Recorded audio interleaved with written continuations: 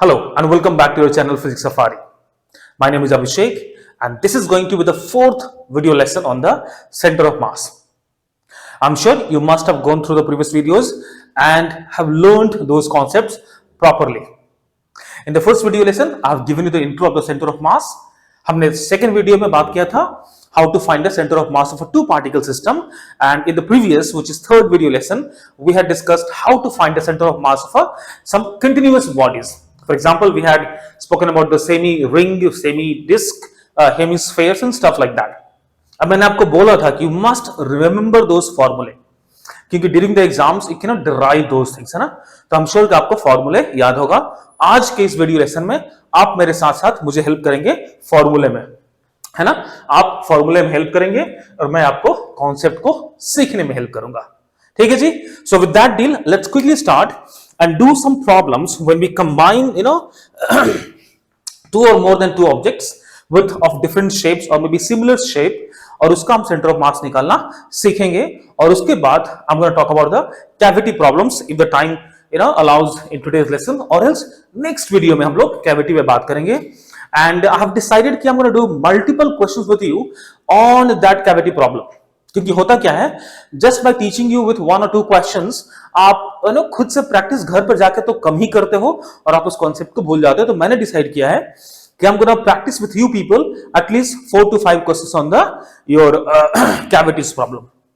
तो आज के वीडियो के लिए हम लोग पहला क्वेश्चन से स्टार्ट करते हैं. चलो फटाफट क्वेश्चन नंबर 1. एक बार मैं देख लूं कैमरे में if this part is coming.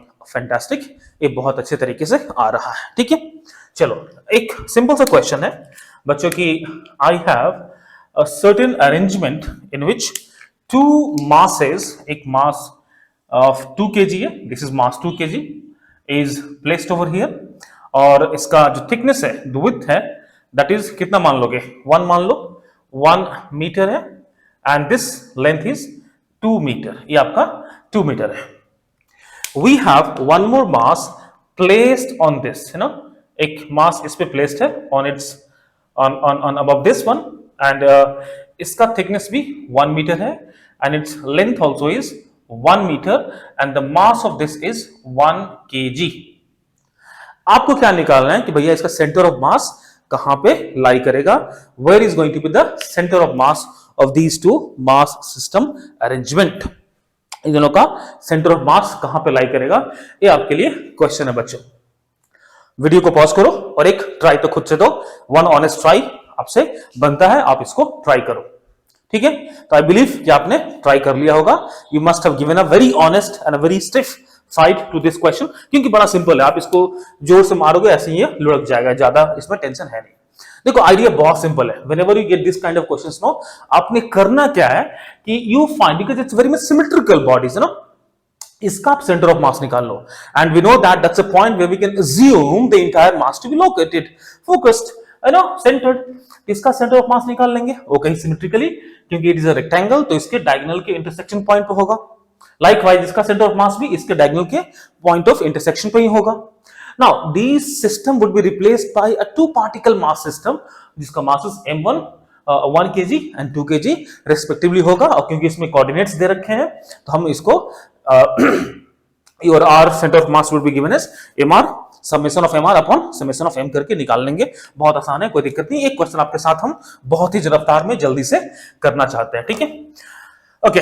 तो ये 2 मीटर है और ये भी हाइट 1 मीटर है. इसका सेंटर ऑफ मास कहीं इस पॉइंट पे लाई करेगा, विच कोऑर्डिनेट हम देख के चलें. इस पॉइंट का कोऑर्डिनेट कितना हो जाएगा, 1,1/2.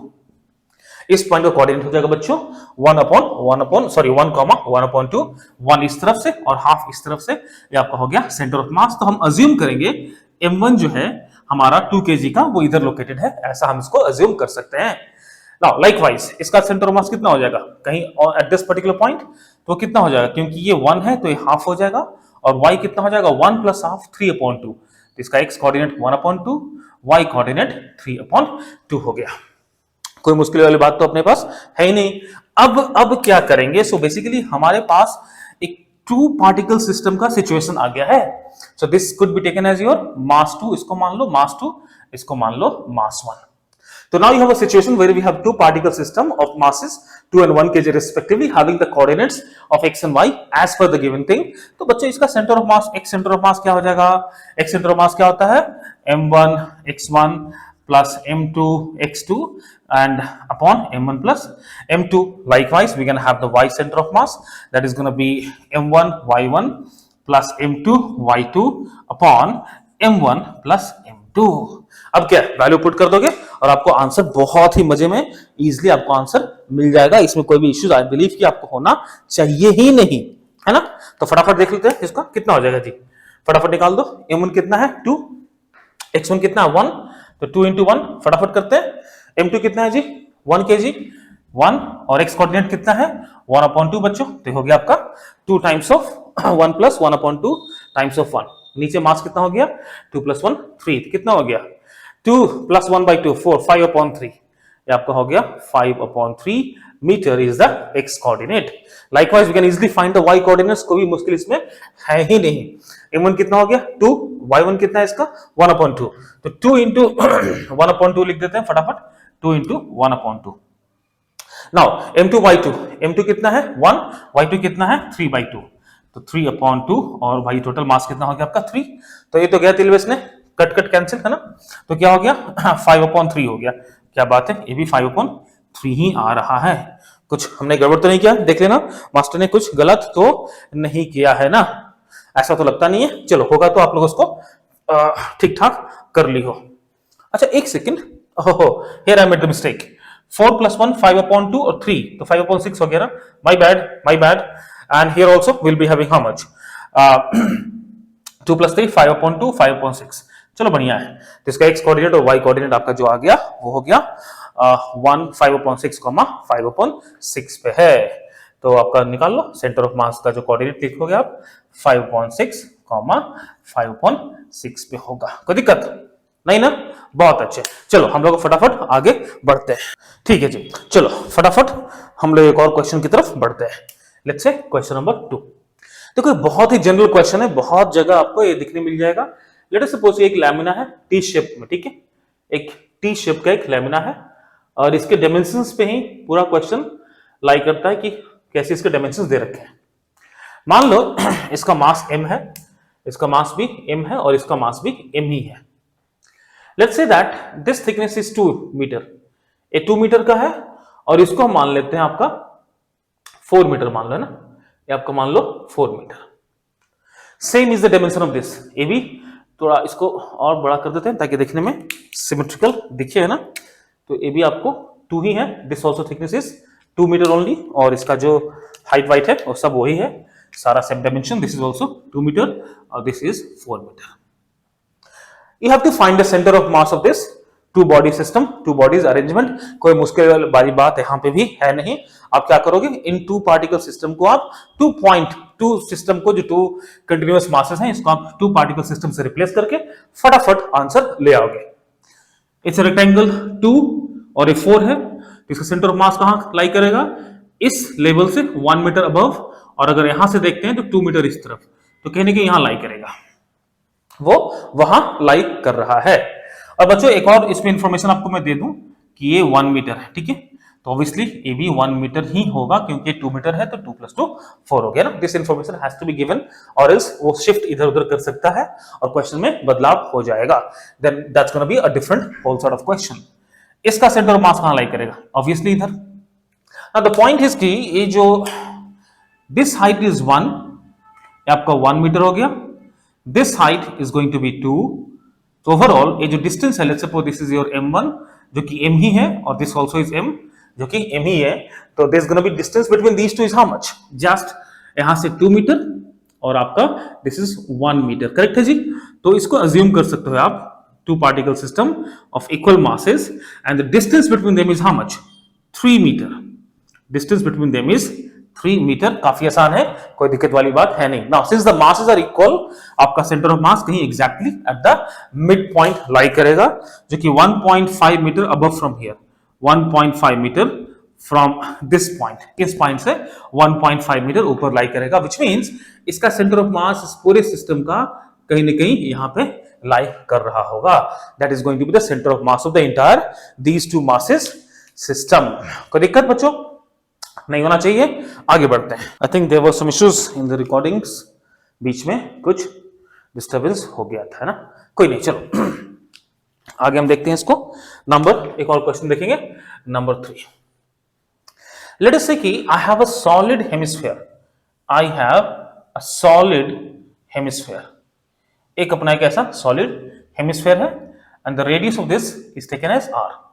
This also is one of the very common question. आपको बहुत जगह देखने को मिल जाते हैं. कोई दिक्कत नहीं है. सॉलिड आपका हेमिस्फीयर है. ठीक है. Now let us say that a cone is mounted on this. इसमें एक कोन माउंटेड है जिसका height is let's suppose 2 times of r और रेडियस ऑफ कोर्स इसका रेडियस भी r ही होगा. ठीक है. इसका रेडियस भी r ही है. Now if I tell you that this also is solid. ये भी सॉलिड है. ठीक है. Both are made up of the same material. तो दोनों का जो मास एरियल मास डेंसिटी है वो सिग्मा है. Both are of made up of the same material. तो दोनों का जो मास डेंसिटी है बच्चों that is sigma. Your question is find the centre of mass. Find the centre of mass of the system. आपके इसके centre of मास को find out करना है. तो रूल्स वही है. रूल्स बहुत सिंपल है. दोनों को पार्टिकल्स से रिप्लेस कर दो at their center of masses and then deal with these as two particle system और फटाफट काम आपका हो जाएगा. चलिए give it a try. आप इसको honest try दो, फिर हम लोग इसको साथ में करेंगे. Alright then बच्चों, I believe you guys have given it a very genuine try. अब इसको हम लोग साथ में करते हैं. ठीक है. चलिए मान लो कि भैया ये आपका क्या है, एक सेमी डिस्क है, राइट. और ये आपका क्या हो गया, कोन हो गया, विच इज सॉलिड. आपको पता है ना centre of mass of a solid कोन कहां पे लाई करता है, h/4. यहां से h/4. और इस केस में h कितना है, the value of h is given as 2r, right. तो h कितना हो जाएगा बच्चों, r/2. तो centre of mass of this cone is going to lie over here. अच्छी बात है. इसका सेंटर ऑफ मास कहां पर लाई करेगा, क्योंकि ये सॉलिड हेमिस्फीयर है और सॉलिड हेमिस्फीयर का सेंटर ऑफ मास कहां पर लाई करता है, 3r/8 पे लाई करता है. आपको सबको पता होना चाहिए. सॉरी 4r/3π पे लाई करता है. आप सबको पता होना चाहिए.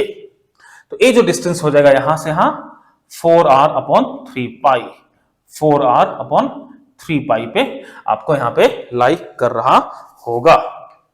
इसमें तो किसी को डाउट नहीं है ना, करेक्ट है ना. एक सॉलिड हेमिस्फीयर है ना. ओके 3r/8 ही होगा. Sorry this is not the this is solid not the hollow. तो आपका 3r/8 ही होगा. Sorry my bad, 3r/8. It's a solid one है ना. सॉलिड इसको हमने दिखाया था. This is going to be how much, 3r/8 पे इसका सेंटर ऑफ मास लाई करेगा. तो this could be here let's say. तो now this could be treated as two particle system. इसका मास मान लो m1 and this is going to be your m2.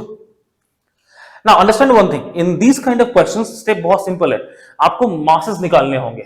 Given the density, you can easily find the masses with their volumes could be easily found with the given dimensions which is r and whatever 2r is there. तो पहले तो फटाफट हम इस कोन का मास निकालना सीखते हैं ना. Let us find the mass of the cone. हमने क्या माना उसको, m1. मास क्या होता है, वॉल्यूम इनटू डेंसिटी. इसका वॉल्यूम कितना होता है कोन का, 1/3π r² h. h कितना बच्चों, 2h. Sorry h is how much, 2r. h is 2r. तो this is the volume 1/3π r² h. और इसका डेंसिटी कितना है, सिग्मा. कुछ कटपिट हो रहा है क्या, नहीं. तो कितना हो गया, 2/3π r³ sigma is the mass of the cone. अच्छी बात है, मास ऑफ कोन तो निकल गया. Likewise let us find the mass of the this hemi you can say hemisphere हो गया ना. सॉलिड हेमिस्फीयर का हम लोग निकालेंगे सेंटर ऑफ, सॉरी इसका मास निकालेंगे, राइट. हम इसका मास निकाल लेंगे. तो चलो इसमें भी कोई मुश्किल वाली बात तो है नहीं. इसका क्योंकि सॉलिड हेमिस्फीयर है और ये हाफ है, तो ऐसे तो वॉल्यूम क्या होता है हेमिस्फीयर का, 4/3π r³ होता है. तो 1/2 टाइम्स 4/3π r³. तो देखो कितना आ जा रहा है, और इसका डेंसिटी सिग्मा से मल्टीप्लाई कर दो. तो this is going to be how much 2 4 cancel हो गया, we should be having 2 pi r cube sigma upon 3। Okay, इसमें दोनों मास जो है आपका मास टू भी सेम ही आ रहा है as mass m। It means the mass of the cone and the solid hemisphere in this case are both equal, that is just because we have the given the dimensions in such a way तो दोनों की masses बराबर आ रहे हैं, बाकी कोई बड़ी मुश्किल वाली बात है नहीं। All good? तो क्या हो गया, two masses and since both of them are equal so you can treat this as two particle system and having mass 1 here and your mass 2 over here both being equal, तो ले लो इसको equals to m। What is going to be the distance between these two? 3r upon 8, तो 3r upon 8 plus this r upon 2, that is going to be how much 4, और आपका हो गया 4 3 7 7r upon 8। so this distance my dear guys is going to be 7r upon 8।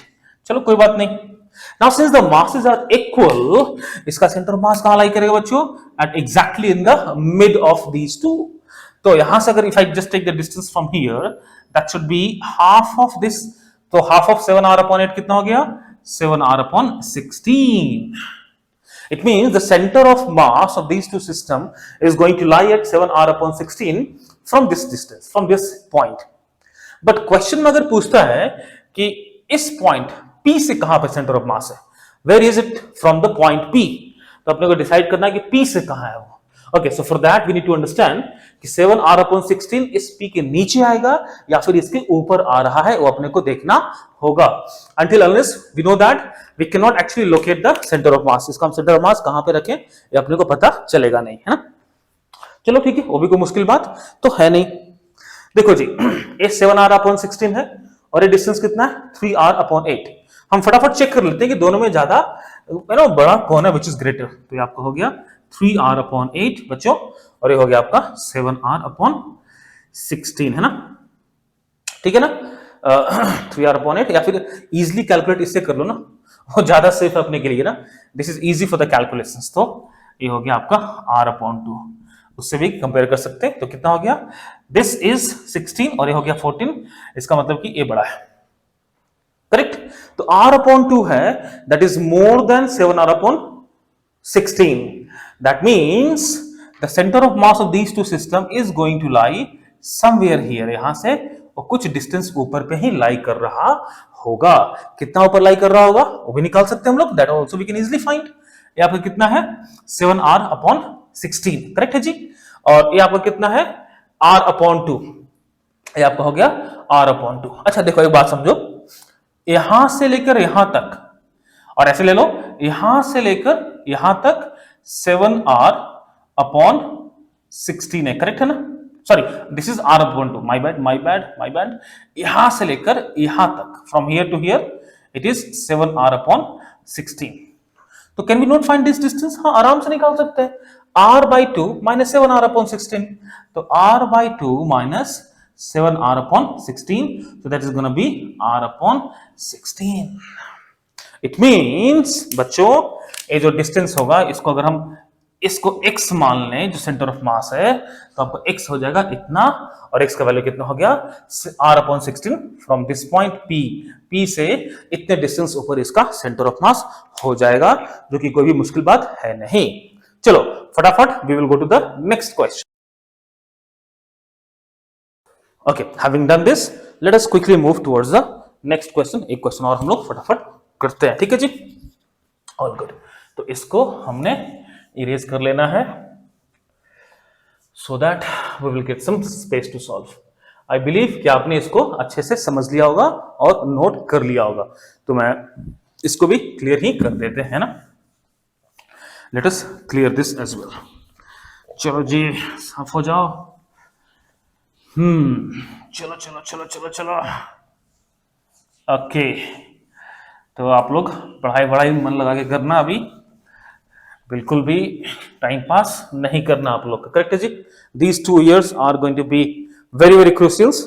इन फालतू के बहकावे मत आना कि ये 12th का मार्कशीट या 11th का मार्कशीट मेरे लाइफ को डिसाइड नहीं कर सकता, दैट इज ओके। एक्सेप्शन है, बट बहुत ऐसे एग्जाम्पल्स हैं जो अपने पढ़ाई के दम पे ही आगे बढ़े हैं। तो and it's not only about the marksheet, it's about the knowledge that you acquire. तो हर एक स्टेज पे पढ़ना इंपॉर्टेंट है। ऐसा नहीं कि 10th का मार्कशीट इंपॉर्टेंट नहीं है, 11th का नहीं है, 9th का नहीं है, everything is important. Marksheet is a reflection of how much have you learned out 100%। तो मार्कशीट को इतने बुरी तरीके से मत देखो, वो हमारा दुश्मन नहीं है, वो कहीं ना कहीं हमारा दोस्त ही है, which let us know कि भैया आपने इतना ही पढ़ा है, थोड़ा और पढ़ लो, या फिर आपने बहुत पढ़ लिया है, अच्छी बात है, अब आगे बढ़ो, दूसरे कॉन्सेप्ट को सीखो। तो मार्कशीट हमारा दुश्मन नहीं है, it's a good friend of us which tells you that okay fine, this is your current status in terms of your grasping of the concept, now you need to step up और आपको और मेहनत करके आगे बढ़ना है। Please do take that in that way ना। चलिए एक और क्वेश्चन करते हैं प्यारे बच्चों, आपका हो गया नंबर 4, करेक्ट है ना।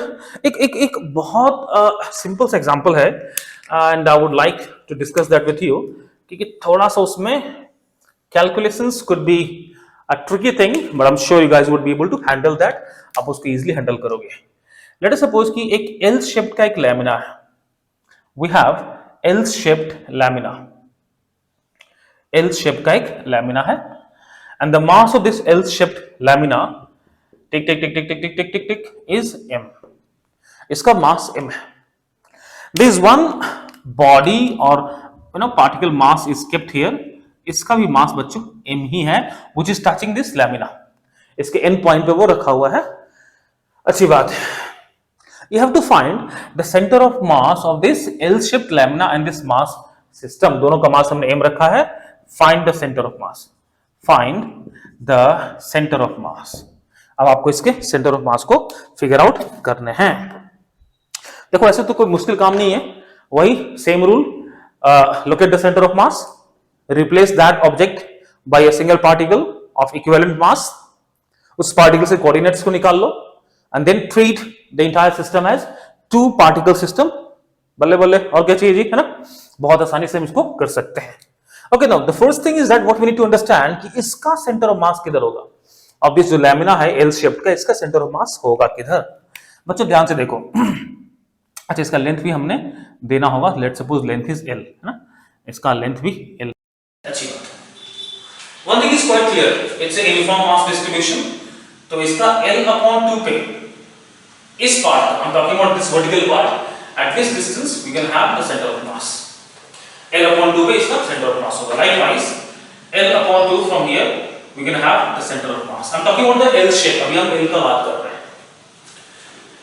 तो इन दोनों का जो मास होगा और इसका centre of mass is going to lie on this.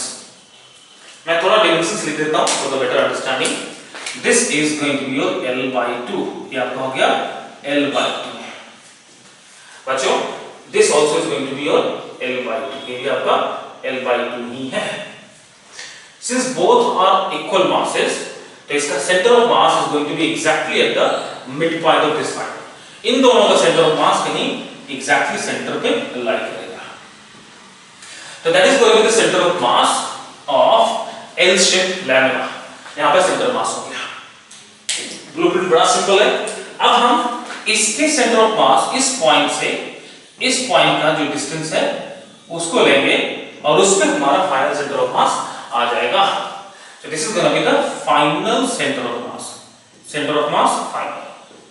कोई दिक्कत वाली बात है नहीं। तो पहले तो इस पॉइंट को निकालो, इसको P मान लेते हैं और बच्चों ये हमारा Q है, ठीक है। Let us find the coordinate of P. First step, find coordinates of P. P is the midpoint of this line, और क्योंकि L/2 है, इसका midpoint का जो x coordinate पे ड्रॉप करोगे और y coordinate देखना चाहोगे तो कितना हो जाएगा L/4। दिख रहा होगा आई बिलीव, है ना।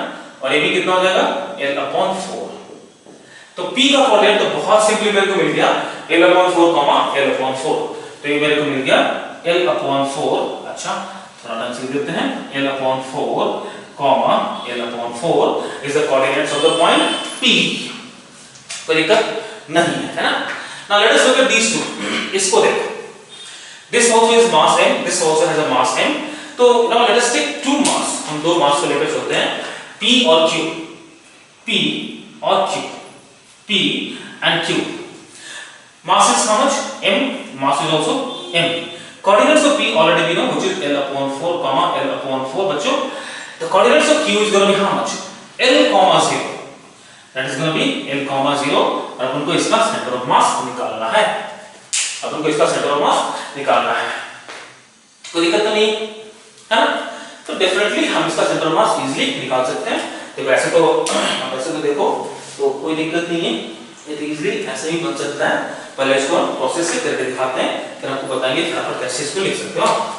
x centre of mass, x centre of मास क्या हो जाएगा? m1 x1 plus m2 x2 upon m1 plus m2. तो ये कितना हो गया? m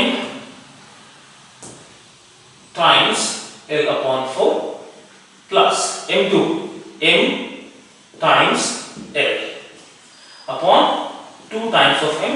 तो m would be cancelled, कितना हो गया? 5L upon 8. 5L upon 8. So x coordinate कितना हो गया बच्चों? 5L upon 8. So x center of mass हमने ना निकाल लिया. Let us find the y center of mass. तो y center of mass क्या हो जाएगा? Same step. m1 y1 plus m2 y2. y1 कितना है? L upon 4 है, तो कितना हो गया? m L upon 4 plus we can have what? 0 because the y coordinate to that is 0 upon the total mass which is 2 times of m. So we should be having how much? m should be getting cancelled. We should be having L upon 8. Now the good thing is that अपने को इतना तामझाम करने का जरूरत था ही नहीं. Midpoint है, masses are same. तो एग्जैक्टली द सेंटर पे होता centre of mass easily we can found it. But क्योंकि मुझे पता था कि अगर ये मास इक्वल ना हो देन व्हाट टू डू, तो for that reason I have shown you this. But since masses are equal, center of mass is going to be exactly the midpoint. L upon 4 plus L which is 5L upon 4 upon 2 कर दो तो 5L upon 8 हो गया. देखो बिल्कुल भी match कर रहा है इससे. 5L upon 8 बहुत ही इजीली मैच कर रहा है ना. लाइकवाइज y कोऑर्डिनेट हमारा मिल जाता. तो जो फाइनल आंसर है अपना centre of mass, the coordinates of centre of mass guys that's gonna B 5L upon 8 comma L upon 8. और इसी के साथ ये क्वेश्चन हो गया समाप्त. ठीक है ना? आई बिलीव आपको ये सब कुछ अच्छे से समझ में आ रहा होगा, कुछ भी मुश्किल आपको नहीं लग रहा होगा. चलिए ऐसी बात है, हम लोग फटाफट एक और क्वेश्चन की तरफ आगे बढ़ते हैं. Let us move on towards one more good question. ठीक है जी, ऑल गुड. तो मान लो कि हमारा ऐसा question number 5. We have, let us say, a semicircular ring जो कि ऐसे है, and इसका सेंटर है over here, and this is also the origin. If this is your x-axis and this is your y-axis है बच्चों, तो आपका this is your origin. Radius of this is r and mass is 2m. I have one more mass placed over here at a distance, of mass m at a distance, let's suppose x from here. You have to find the value of x such that center of mass of this arrangement lies at the origin. Find x such that center of mass of system lies at origin. एक part आ रहा है कि नहीं? Camera में को check कर लो. चलो बहुत सही, क्या बात है, सब कुछ आ रहा है. आपको क्या निकालना है? आपको to get the value of x such that center of mass of this entire thing lies at this origin. आपको यहाँ पे center of mass हो रहा है. चलो फटाफट आप लोग ट्राई करो, वीडियो पॉज करो और ट्राई करो. ऐसा नहीं कि सर ने बोला तो मैंने सुनना नहीं है ना जी? नहीं, वीडियो पॉज करके ट्राई करो. चलो हो गया जी. ओके, सो आई बिलीव कि आपने ट्राई कर लिया होगा. अब इसको हम साथ में करते हैं. अच्छी बात है. इसका सेंटर ऑफ मास कहां पर है? ओरिजिन पे. Like in the second video I have taught you how to deal with this kind of question. क्योंकि आपका ये सेमी सर्कल है, इसका सेंटर ऑफ मास कहां हो जाएगा? 2r upon pi. करेक्ट है ना? वी नो दैट एक सेमी सर्कल का सेंटर ऑफ मास कहां होता है? 2r upon pi पे होता है. उसका मास भी अपने को दे रखा है, which is कितना दे रखा मास भैया उसका?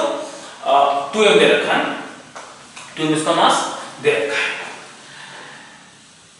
So let us assume, or what assume, it is given that this is the origin itself. So m1, or if I assume distance to be r1, और इस distance को हमने मान लिया और x दे रखा, चलो x दे रखा करवाते हैं.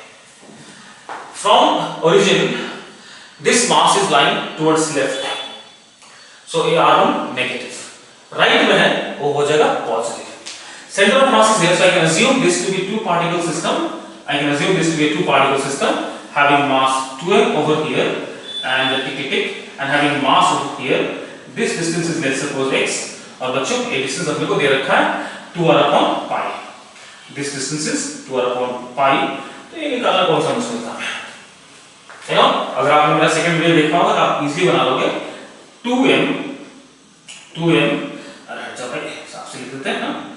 2m times 2r upon pi should be equals to m times of x.